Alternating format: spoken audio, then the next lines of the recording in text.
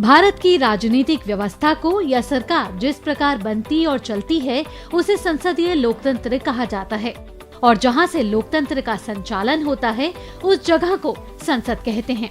संसद में सर्वोच्च शक्तियां निहित हैं।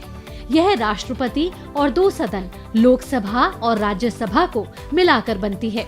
लोकसभा को लोगों का सदन और राज्यसभा को राज्यों का परिषद कहते हैं।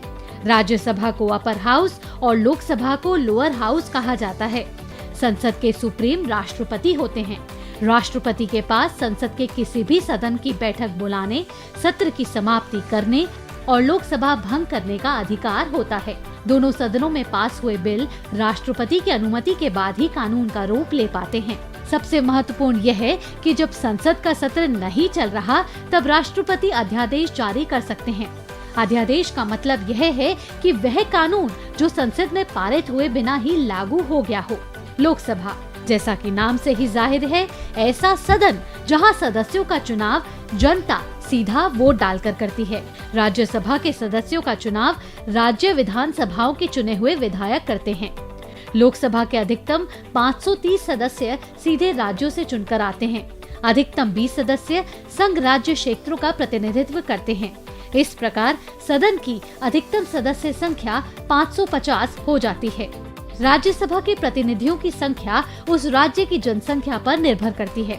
राज्यसभा में 250 तक सदस्य हो सकते हैं। इनमें राष्ट्रपति 12 सदस्यों को मनोनीत करते हैं और बाकी 238 राज्यों और संघ राज्यों क्षेत्रों से चुने जाते हैं। लोकसभा के सदस्यों का कार्यकाल 5 साल का होता है। 5 साल के बाद लोकसभा खुद ही भंग हो जाती है।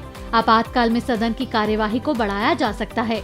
यह एक बार में 1 साल से अधिक नहीं हो सकती। राज्यसभा के प्रत्येक सदस्य का कार्यकाल 6 साल का है। यह एक स्थायी सदन है जिसे कभी भंग नहीं किया जा सकता। हर 2 साल में 1/3 मेंबर रिटायर हो जाते हैं।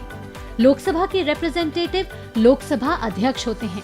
लोकसभा अध्यक्ष का चुनाव लोकसभा के सदस्य करते हैं। राज्यसभा के रिप्रेजेंटेटिव उपराष्ट्रपति होते हैं, जिन्हें लोकसभा और राज्यसभा के सदस्य चुनते हैं। संसद के दोनों सदनों को छोड़कर सभी मामलों में समान अधिकार मिले हुए हैं। राष्ट्रपति पर महाभियोग चलाने, उपराष्ट्रपति को हटाने, संविधान में संशोधन करने, सुप्रीम कोर्ट, हाई कोर्ट के न्यायाधीशों को हटाने जैसे महत्वपूर्ण मामलों में राज्यसभा को लोकसभा जैसे पावर मिले हुए हैं और ऐसे काम करती है भारतीय संसद।